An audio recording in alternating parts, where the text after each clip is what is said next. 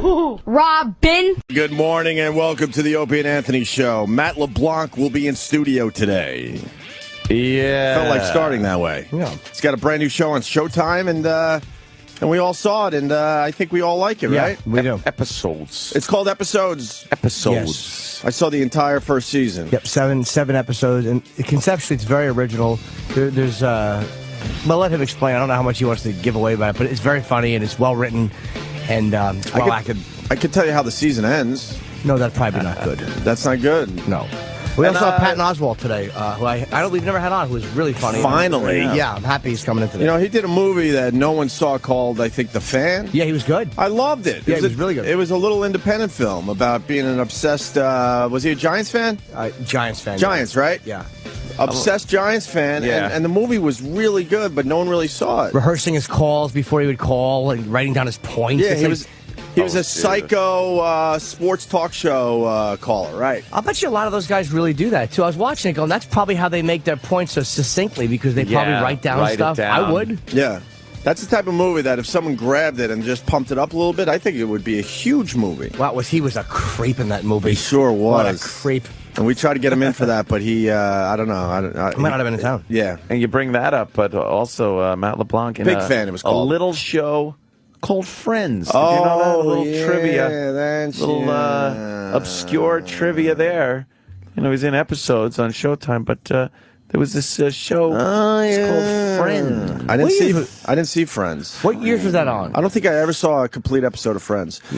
Friends started sort of when Seinfeld ended. There might have been a little bit of a lap over, right? Yeah, there was some kind of overlap. Oh, It's 90. For not. Well, not Yeah, for too long, though. When did Seinfeld end? He did 10 years on Friends. Well, Seinfeld ended in like 98. Oh, Yeah, okay. it's 4 years. So you got about a Something like 4-year...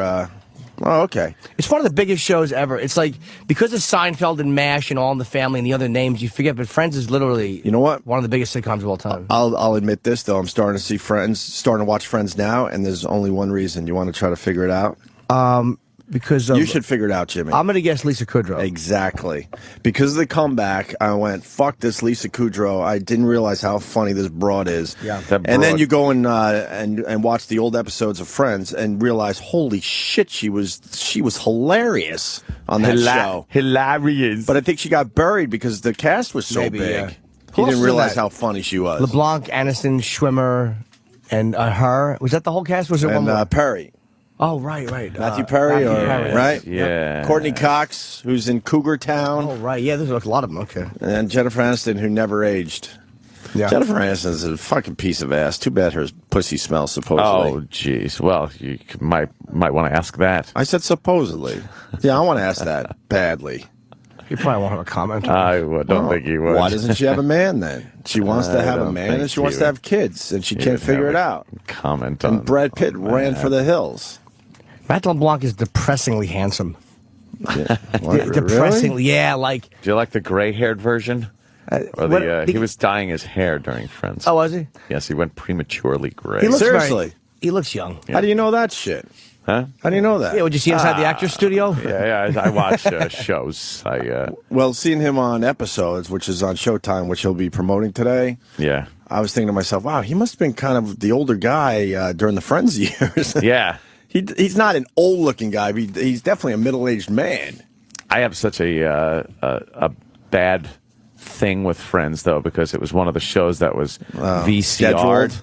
It was a scheduled show. That you had to watch? I had to watch with the ex-wife and her mother. Mm-hmm.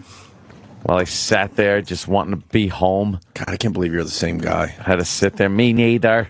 Fuck, I know we all changed, but fuck. Oh, God. That change you went through is That was just one for the ages, man. That was a little too crazy. You just sat there on an like just an old smelly couch, Old night after smelly night, doggy couch. watching horrible shows with your wife and mother-in-law. watching Days of Our Lives, General Hospital. There was a lineup, Yes. And then Friends. and this was after you were done with the radio show, and you weren't allowed to go home until all the shows were over. Yeah, this I remember was, this. we'd get done at 7 o'clock, 3 to 7. But then at 7 o'clock, we always had production to do. We had to do our own, we had to do commercials for the radio station. Wow, you had to do more ourselves. Well, I was actually, again... You were a rookie back then. You didn't know how to handle that yet. I didn't mind it, though. I was still in happy to be there mode, and I was learning a lot about, recording and... Can you tell that story again? When we were the box? When we were in Boston, they had these little mailboxes for me and Ant and the rest of the jocks.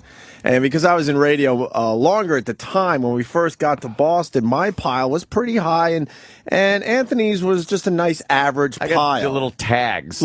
Which is... Tonight on Fox 25. You know how the homeless Golden Voice guy did on his video? That's what Ant was doing. I'd tag the end of pre-recorded shit. Right. The local... Right. Fox affiliate or something. Because I was around a little longer, I had these produced spots where I had to get music and 60 seconds I had to talk and maybe get a sound effect. And I got the name Slappy because I refused to do more than one take. Yes, they called him Slappy because he would slap together the commercials. and there'd be these glaring errors in it. So between Ant being happy to be there... Yeah. And me being around a little too long at that point, the piles, as the months went by, drastically changed. And I would have maybe one piece of production in my mailbox, and Anthony's, I'm not even exaggerating because Ant's got a good voice and all. His pile was almost hitting the ceiling. It was crazy, and I was working the machines like a monkey. Right. I'm trying to track things. Usually you just voice over something. Sure. I'm tracking and putting effects on voices to make it sound like characters because they pretty much, I could do whatever I want with these spots. Right. I would just pick a song I liked. There'd be vocals. Vocals. I'm talking over the vocals. Yeah. That's not what you do in commercials. Grab a hook of a song and start talking over it. But then the vocals would kick in and you're supposed to re-loop the hook. Sure. And synchronize it so you can't even tell. Like we do with our rejoiners. Yeah. And in Pro Tools, it's easy now, the electronic version, but when we first started over there, it was still tape. Right. So we're cutting tape and doing all kinds of shit like that. And and you would just let the vocals kick in and still talk right over the person singing. So the sales department, they all have clients. They're like, well, fuck, I don't want him doing my production. Yeah. So it got to a point, the show would be over at 7. I'm like, oh, I have no production tonight. And it's like, well, I'll be here for at least another 2 hours. Yeah, like, it was, all right, man, 2 hours. Call me later. And I'm out the door at 7:02. And it's stuck I'm there until 9:30.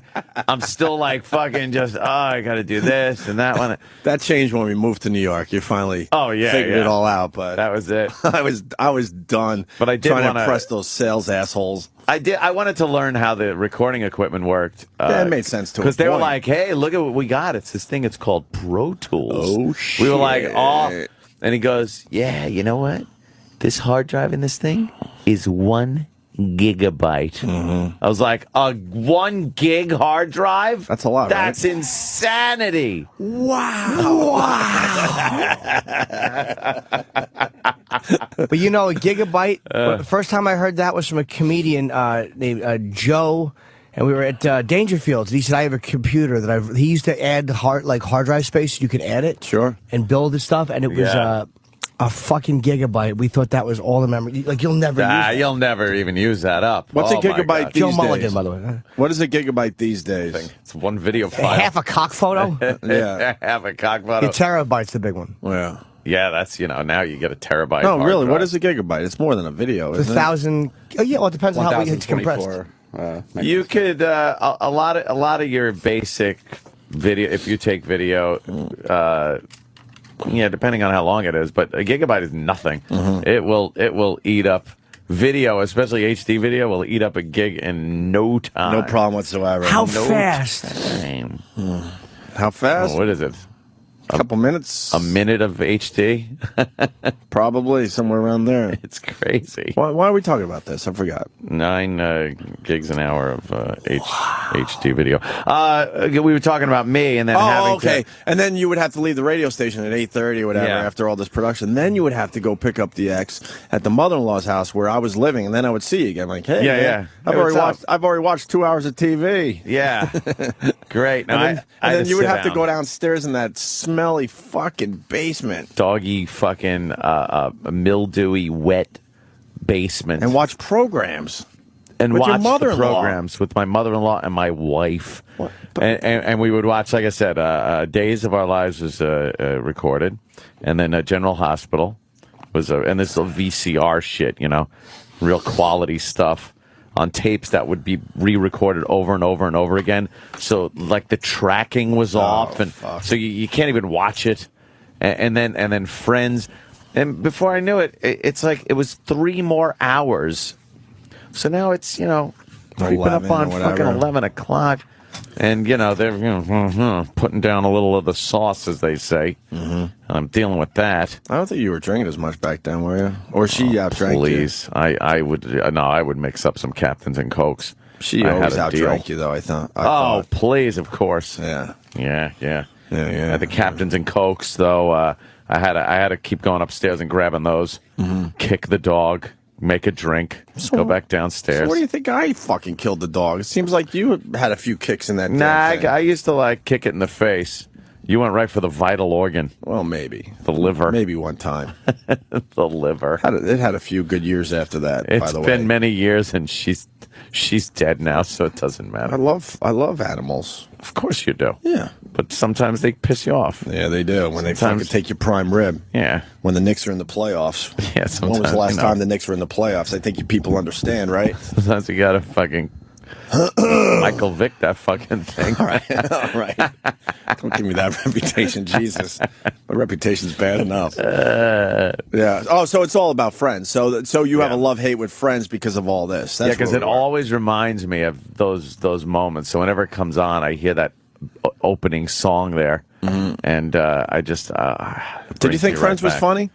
There are a few episodes that are funny. What's the leads? What's the song? I actually asked my girl. I'll be there for you.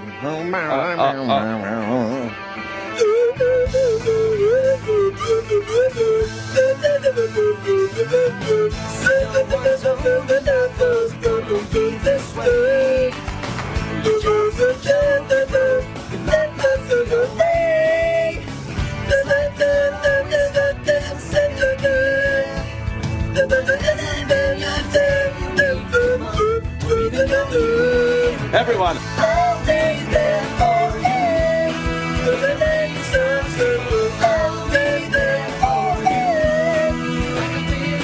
You look like a fucking bitch. You're spoiling my listening experience. I'm sorry, Jimmy. Is this an original song for the show, or is this? Nah, I think it's the Rembrandts. Yeah, but I think they wrote it for the show. No, they wrote it for the show. I think it's the Refreshments. I think. No, I think Rembrandts. The Rembrandts. I think that's right. The Rembrandts. I got a funny for the line when he show? comes in, though. I'm going to get a big laugh. Oh yeah. I'm going to go, hey, we like your new friends. Oh boy. Oh yeah, Chip. You please. We'll never get another A-lister, Chip. That's a good one. We're finally getting That is a good A-listers one, on though. this show. Nah, but the Friends show, he'll get it. He'll crack up. David Crane. I think to answer my question, I think Friends was a funny show. But I think what happened, then every show did the same fucking formula as Seinfeld and like Friends. Well, that was kind of and just made the sitcom really tired. That was the '90s formula. Every decade has its sitcom formula thing, and the '90s formula was definitely the Friends, Seinfeld kind of, thingy. You know, speaking of sitcoms, I'm on Columbus Avenue over the weekend with family, and Alan Alda just walks by, and no one knew it was Alan Alda. Really? And even the people I was with, because they're younger, and I'm like, he was the biggest fucking TV star. Who was he with? Nobody. Just walking alone. Klinger. And not one person noticed it was Alan Alda. I'm like, that guy, what was the 70s, I guess, and early 80s. The best. That guy wouldn't have been able to walk the street a couple decades ago, and not one person recognized I would have him. had to say hi to him. I was out of my mind. I'm like, that's fucking Alan Alda. Do you guys understand? He was as big as they come. I love Alan Alda. Yeah, he's local, man. Wow. I see him a lot. I have our photo together that he signed on my. When you walk into my, it's one of the things you see as soon as you walk in my house. It's one of my Really? greatest. Yeah, he doesn't like sign that a lot one? of autographs. But Louis got on the signing because they did a film together. Oh. And we talked for a while. Right. I told you I douched him out at one point. Like I think I was doing really good, and then he just knew I was too much of a fan. Oh, you blew it. You passed that point of fanboy. Yeah, but then he signed it. He's like, Jim, I'm your biggest fan, Alan Alda. It's a great signature. Yeah, it was really awesome. nice. He had no idea who I was. He was really good in The Aviator. I didn't see that. I want to see that just for him, though. He was in The Aviator. Yeah, he played a gotta see that fucking movie. scumbag. It was great. Yeah. He was really a prick. Good one. Right on. Yeah, but he was like the fucking definitive star of the 70s. All he did was win Emmys. And now he's just walking around and no one notices him. He looks relatively the same. I mean, he's obviously gray, older, but yeah. And older, like, but he gets the same recognition that B.J. Honeycutt gets. no, but if Mike Farrell. But if a Mike Jersey Farrell. Shore douchebag walked by, everyone would lose yeah. their minds. It's like They would. But Alan Alda, who is legendary, they don't even notice. Alan Alda. Well, it's weird too. The syndication money. I'm sure they had syndication deals. You'd hope so. He must be pulling it off MASH. If they had any kind of good, Of course. Well, maybe not though.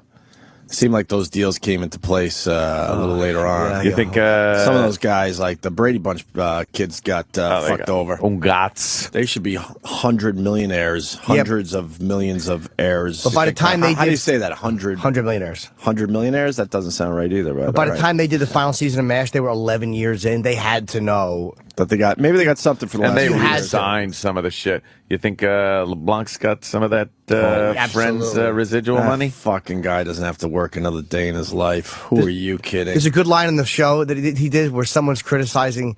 Someone's like, catchphrases are kind of cheesy. And he's like, yeah, tell it to my house in Malibu. Which is a very good point.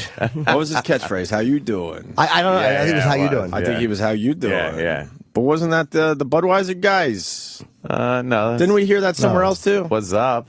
Oh no, it was the fucking Yankee song. Thank How you doing? How you doing? Right. How you doing? Right. Yankees. I fucked that one up. How you doing? How you doing? Awful. All right, well. So Matt LeBlanc coming in at 8:30 and Patton Oswalt. What is he promoting? Caroline's? Caroline's, I don't know when he's there. I'm guessing this weekend. And he has a book called Zombie Spaceship Wasteland. It's a book by Patton Oswalt. And what is it? I don't know. I haven't even looked at it. We just got it this morning. Is it a novel, a novella, or some type of... I'm going to guess it's silly. I don't see many pictures. Like a lot of these guys write these books, and there's a lot of pictures. Mm-hmm. I like pitches. I do books. too. You need a few I pictures. like when there's pitches. I like when the whole middle section is nothing but pictures, and then you jump ahead. You go from like page 108 to 142. You go right to those glossy pitches. What a nice jump in a book. I wanted to, Opie, I told you about it. I just wanted to recommend, when Penn Jillette came in, he talked about Teller's Play. Yeah, in the Village, right? Play Dead, it's called. It's right next door to the Comedy Cellar, the McDougal Street. Or it's the Players Theater, I think it is. 115 McDougal Street. It was like a one-man show on death. It's not Teller. It's this guy, Todd something, who's like an old carny. It's fucking great, man. Really good. Really? Yeah, it gets pitch black in the theater, and it's funny. It's a comedy. It's not a... I don't believe you. I would never lie. Well, you went to dinner with Penn and Teller, so I don't know. No, I didn't. Only with Penn Jillette. And this wasn't brought up at all. Teller happened to call me after. So you just like it? I did. If I didn't like it, I wouldn't trash very it. Suspicious. But I wouldn't bring it up gratuitously. You would just let it lay there. You would just let it lay. Yeah, it's like, I wouldn't bash it because I do like those guys, but I wouldn't actually just mention it out of the blue. Yeah. And recommend it. I hear and you. stake my reputation on it. No, I want to check that out. But I thought it was going to be a small crowd. It was very crowded, but I recommend it highly. Whose Very tiny funny. is that? I don't know. That's just somebody's chick walking heinies? past Marlon Wayans. Good old Marlon Wayans. In Uruguay. Uruguay.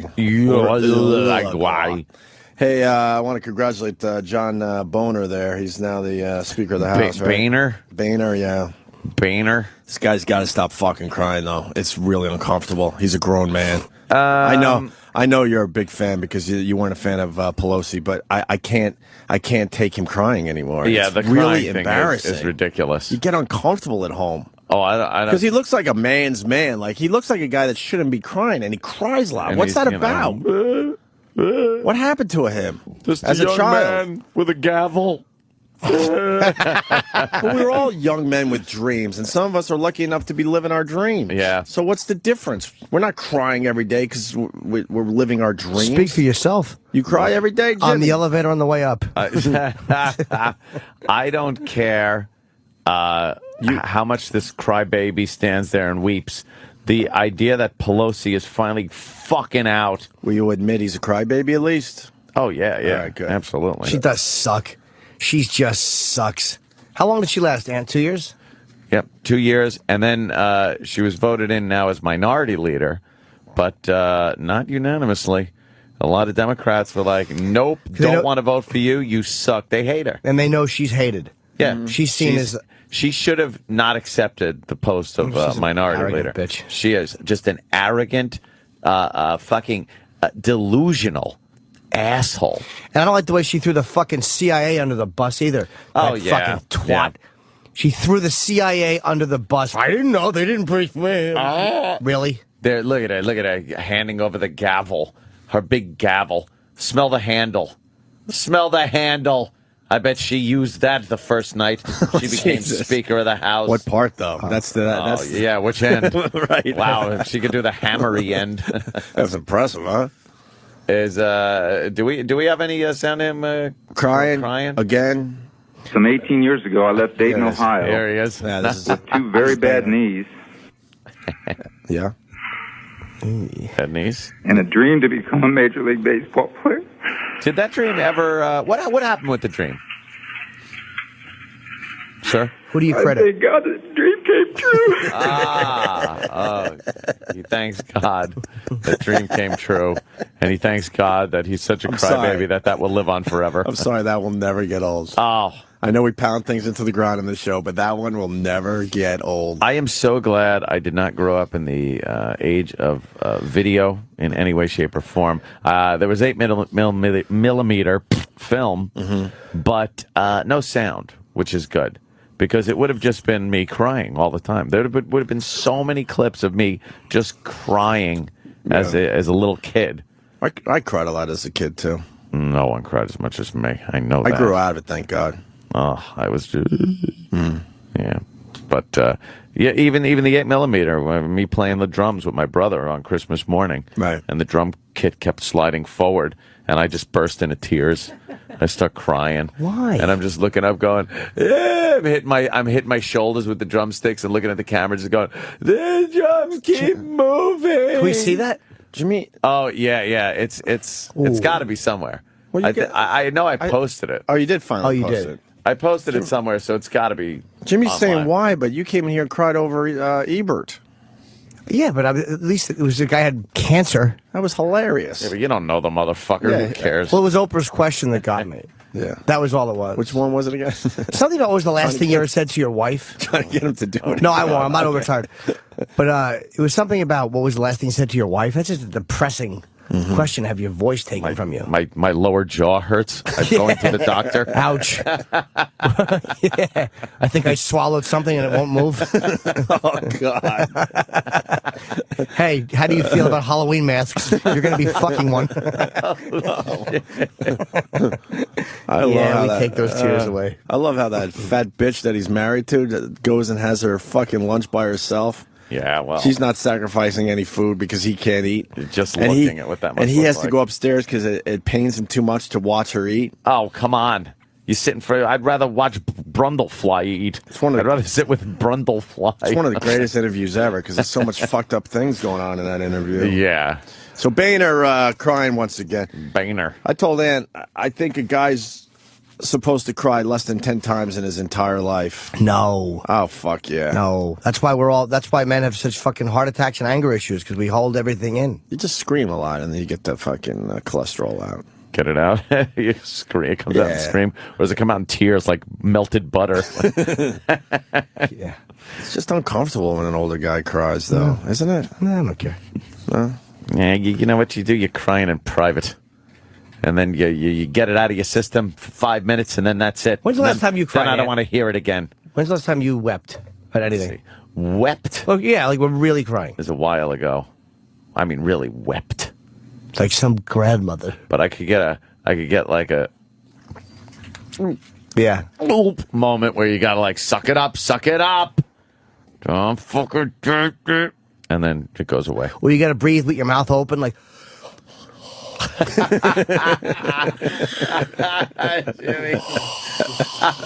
You keep your eyes open really wide so your chick doesn't realize you're a fucking pansy. You ever do that where you're like, you know if you blink, fucking Teddy tears are coming out.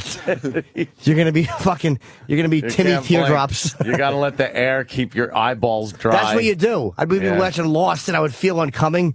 Lost. I cried through the whole first season of Lost. Believe me. You are a fairy Mary. Fucking faggot boy McGillicuddy with no hyphen. That was my name. Couldn't stop crying. Really? I'm the worst. But I during TV always gets me. That's where my emotion comes out. Yeah, I get a little of that going on. Yeah. Fucking that stupid Biggest Loser show.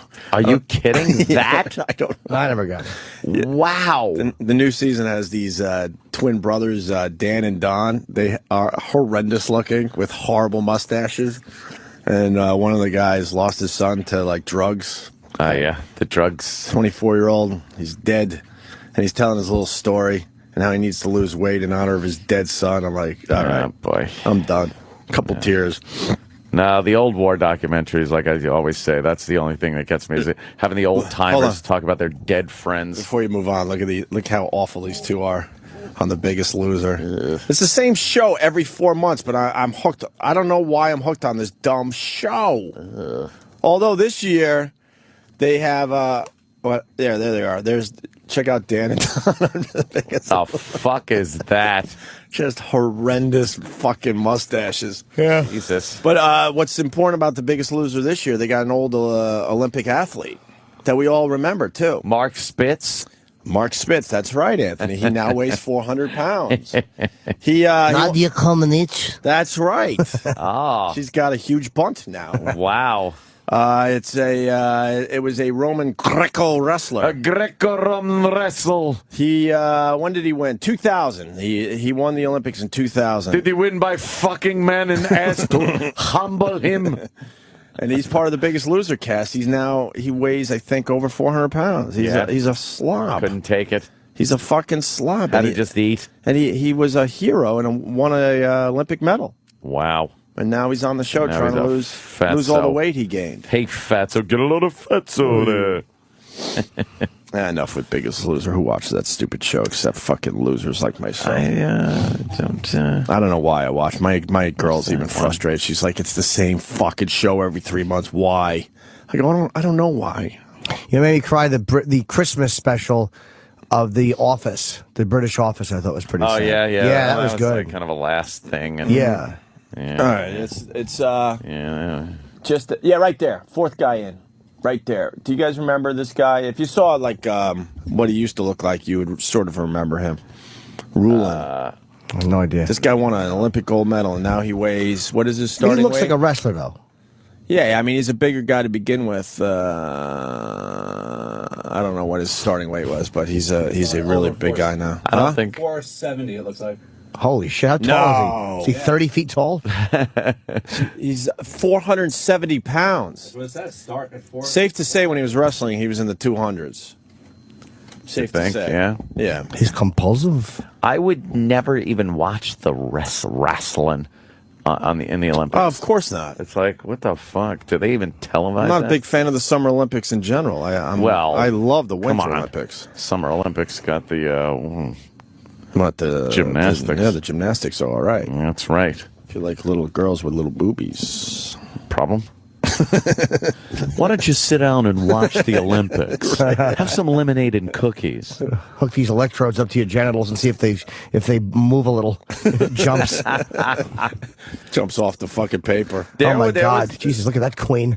No, that's Walt Frazier. Oh, he had him in. I know. He's in a camo suit. Yeah, they're still it's showing. a suit, but it's camouflage. Yeah, he was known for dressing flashy. I don't know. Yeah. What's that about? It's like a nut. What's going on, Walt Frazier? I was watching a program on serial killers and murderers in general, and this guy kind of categorizes them from a level 1 to level 22. Wow.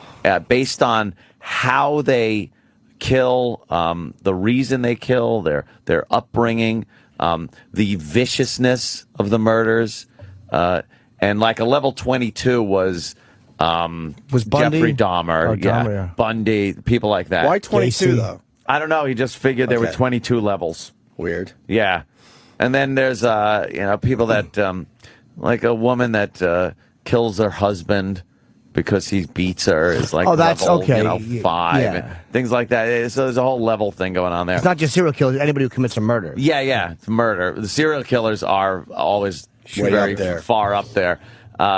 And for some of the sexual killers and predators, they have a test that this guy was giving them. And the guy sits in a room, and he's watching television with some pornography on it. And he's listening to audio of somebody, like, reading, saying, okay, you're taking the girl, and then they give a kind of a romantic kind of a picture they paint with the words. You're with her, you're having fun, a good time. And then there's you're beating her, you're punching her in the face. And they take this rubber bandy thing hooked up with a wire and put it around his cock. No. And they plug it into this machine, and they could tell if the cock is throbbing and starting to get fucking filled up with blood, and they, coincide it with what's being said and shit like that. I would love / hate to have one of those machines in here. I know. That's all I was thinking was like, how embarrassing would it be? Because there have probably been a few instances where I was reading something or heard a story on the news or whatever that probably should not have been titillating. You're like not getting a rod and jerking off, Right. but you're kind of going like, there's something fucking sexually like hot about that. It but I jumps. know there's no fucking way this should be. I think you're talking for everybody listening. Yeah, I really do. It's just You just don't want to admit it, but every once in a while you're like, oh shit. that is kind of heinous, hot in a weird way. despicable. But it's kind of not like that Terry Schiavo story. Yeah, Danny. that's could be the hottest one ever. I don't think the rubber band is moving. Show's called Most Evil, I believe Yeah, that. you chubbed. Most Evil, right? Most Evil. It's called Most Evil. Yeah. Yeah, I watch all those shows on that fucking channel, whatever it's on. Sure. Love the goddamn crime shows. Can't get enough. Locked Up Abroad. Oh, those are That's a great man. show. This poor motherfucker is just like got so screwed trying to smuggle heroin out of Bangkok to L.A. smuggling heroin. It's like, oh, what are you thinking? Because first he was just smuggling hookers from Bangkok to Hong Kong. How do you do that? You get on the plane with all this documentation that says you two are fucking married, and you get the story straight. Both sides have to have the story fucking down. And the girl completely speaks down. English or no? Yeah. She's speaking a little English, and that worked for him. And then this syndicate that was paying the guy off decides, look, you did a really good job. We like how you handled yourself in that situation. We got a bigger and better, more lucrative deal for you. We want you to take a fuckload of heroin from Bangkok to L.A. And he's like, oh, yeah. But the way they approached him was like almost like you can't say no kind of a thing. Fuck. He got in deep, and he took it. He went, had a few fuck-ups at the airport where he missed his flight and had to take the shit back. It was already checked, the baggage. Had to take the bag of heroin back. Why did he with miss him. the flight? His cab got into an accident. Oh, my And he's there with God. heroin. And Oh, my God. You watch these shows and get so nervous. Well- you watch them and just get like, ah! It's like a dream we all have. Yes, exactly. It's one of those dreams where That's scary or in trouble dream. When you open your eyes, you're like, thank fucking Yeah. God that was a dream. Yep. Have you seen I Almost Got Away with It? Yeah, I love that. That's a great one, too. That one's good. I love it because it's not a narrator telling you the story. It's the guy. fucking guy. It's the guy that killed people or robbed banks or something. And there was one guy I was watching. He was saying how he was dealing drugs, making money, and he flat out, you could tell in his eyes he had no remorse. He was like, it was the greatest time I ever had in my entire life. Hey, they love it. I almost got away with it. Deadly Women's great. I love that. Deadly one. Women is a good one. The fucking crazy ass frauds killing their There's husbands something for so insurance much money. crazier about a chick doing that stuff than a guy. I don't know what it is for me, but like if you could tell me like, oh, a guy murdered his wife for some money, I'd be like, yeah, or whatever. But when it's a girl and like sometimes they're so crazy and there are elaborate schemes that they go through, like I cannot stop the watching poisoning over time for insurance money that these women do. And that one is so common. The second a guy drops dead like that, it's just they always look at the woman, just like the other way around. I could spot the guilty guy now in a second when they try to pull those shenanigans like, and the mystery had this small town captivated. They didn't know who the murderer was. I'm like, get it, it's so obvious. Him. Or I'll watch it, it's like not the husband, but you'll go, all right, affair. She's fucking someone, and the guy that she's fucking killed the husband. Yeah, there it is. It's got to be easy to solve murders in general. In general. And yeah, I guess it seems like it just follows the same patterns. A lot of them do. Some of them take years, though. But go back to that story. Yeah. What happened with that? The heroin guy. So the cab gets in an accident. So now his plane's late. He rushes to the airport. He checks the bag with the heroin in it, and they tell him flight's closed. The flight's closed. So it's like, fuck, man. He had to get the bag, go back. He's pretty much going to get away with it if he could walk through the gate. Well, he didn't know. You don't know. At that point, you just don't fucking know. Wow, your bag's already checked. Well, you haven't gone through customs yet. Yeah, you haven't gone through customs. So he had a few more steps. He had a few more steps once you get into L.A. Gotcha. Shit like that. He was some Australian guy.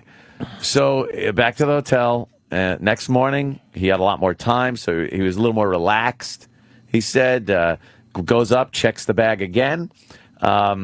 And then the one guy starts looking at his ticket, and he said, I noticed it was taking a little longer than it should have. And I started getting a little nervous. Oh, shit. And you're just sitting there watching, going, oh, no. Just leave the airport. No, run home. That's exactly what you think. Run. And one guy said, could you come with me? It's never They grabbed good. the bag. No? They took him in a room, and they asked, is this bag yours? He's like, yeah. They opened it up, and he said he turned his head. He didn't even want to look at the amount of heroin that was in this fucking bag. It was just kilos. And they sentenced him to life. And he found out when he was in prison that the guy that made the deal with him had been arrested prior to that and totally set him up with the heroin. Like, the heroin thing was a complete setup, so he wasn't going to get away with it. It was just a deal where he had gotten the whores to Hong Kong, and this heroin thing was the guy that set it up got arrested, said, I'll cooperate. I got this Aussie guy. I'll be able to give you him. Get and you they're like, foreigner, all right? right. And that guy, the guy that set him up, wound up being found dead. And the guy was so depressed, the Aussie was so depressed in jail, he started doing heroin. In jail. So he started snorting it to feel better because his parents were just like going through hell, he said. And then he started shooting up heroin in Bangkok and sharing needles. Oh, boy. Guess who got the HIV? Oh, wow. boy. Yeah, he wound up getting the HIV. Is he out of jail? He started showing signs and getting sick. And I guess the Australian government stepped in and they wound up getting him back to Australia where he got medical treatment. And now he's alive, doing well, married. And they showed him last scene. They showed him walking on the beach with his chubby Aussie wife. So what happens to the life in prison thing? He got away. Life in prison in Bangkok either means you're dying, right, or you're going AIDS. home. Yeah, take this with you. Yeah. You got AIDS, motherfucker. There's your life sentence. Hey, now, if this guy could prove that he had no choice and he had to smuggle the heroin or he was going to be killed, It's Bangkok. They don't care. Authorities don't give a shit about that. One stuff. thing about Locked Up Abroad, when you watch this, you realize the tricks and ploys and loopholes and lawyer shit that happens in this country is they must laugh their balls off in these other countries. Everywhere else, they right. do not want to hear shit. They don't handle evidence very well. They just, hey, you got this, it's on you. We don't care that the bag was out of your possession for a while or this. Like in the United States, a lot of these cases, they'd be like, hey, this bag was sitting on a runway for 15 hours. Right. I didn't know what the fuck was in there. Reasonable doubt. They just go, here it is. Here's the heroin. Take some pictures of you with the heroin. Now we're going to burn the heroin and just ship you off to fucking prison. And the thing is, you can, I think, buy your way out of those a little bit easier. Yep. Just keep it quiet. Don't make a big media stink out of it. I think you have an easier time bribing. I watched that documentary on the ganja queen, they called her.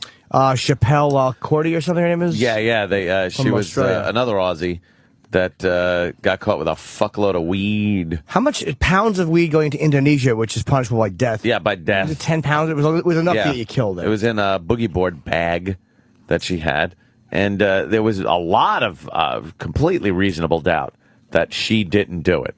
I'm not sure. Watching it, I still wasn't sure if she knew about it, was in on it, was forced, whatever it was. But the bag was out of her possession long enough.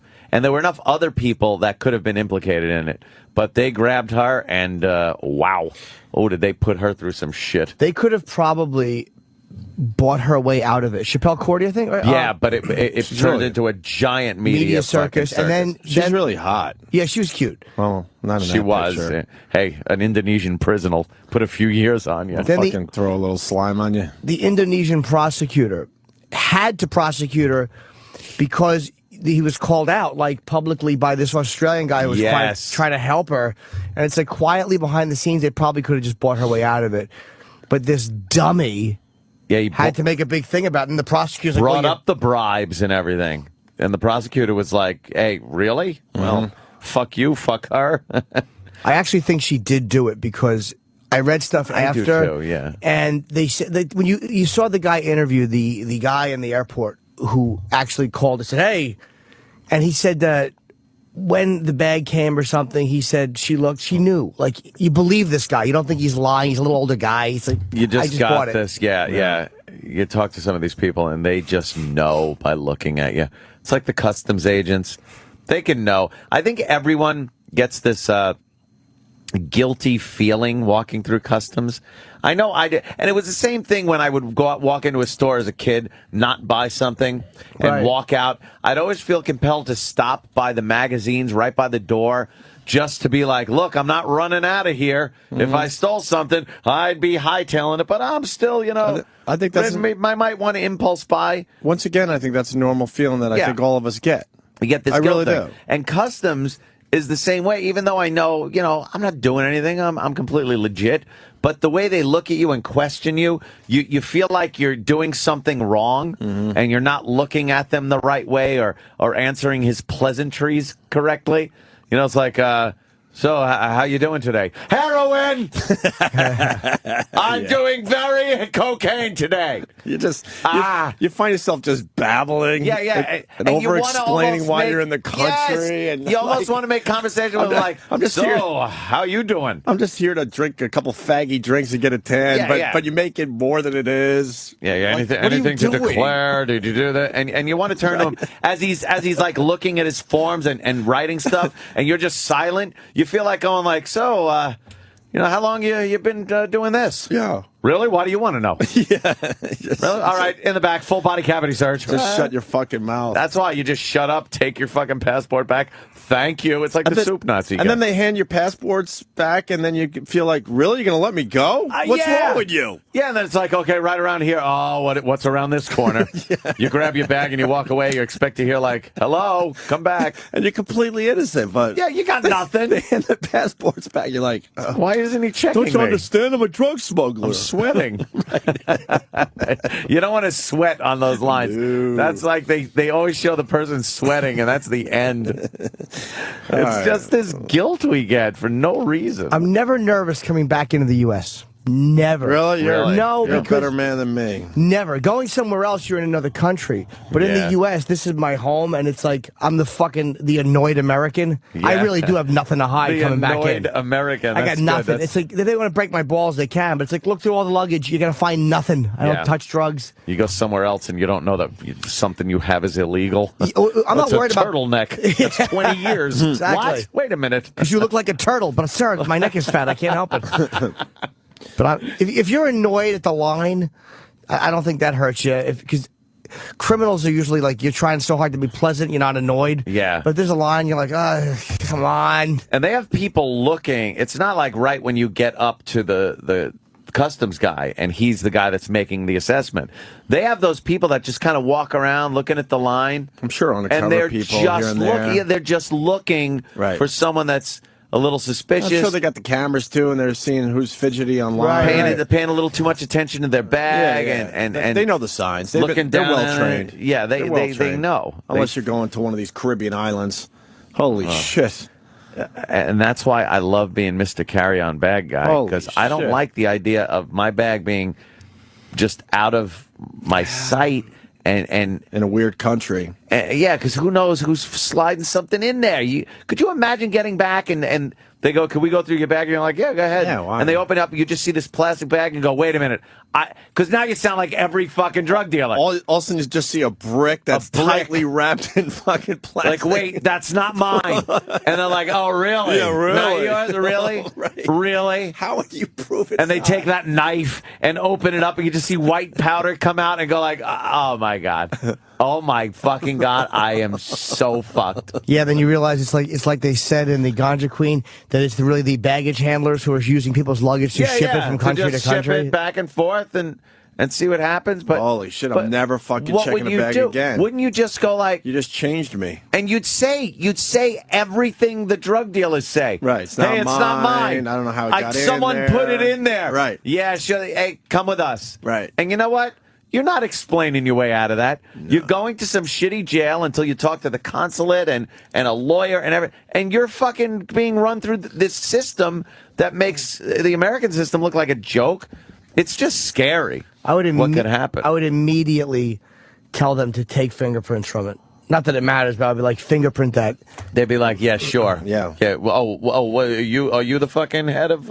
No, but I would say my fingerprints, I didn't touch that. Yeah, how about we just take your fingers? I prefer you didn't do that. Take your fingers off. You loudly proclaim, "That is not my heroin!" Point at it.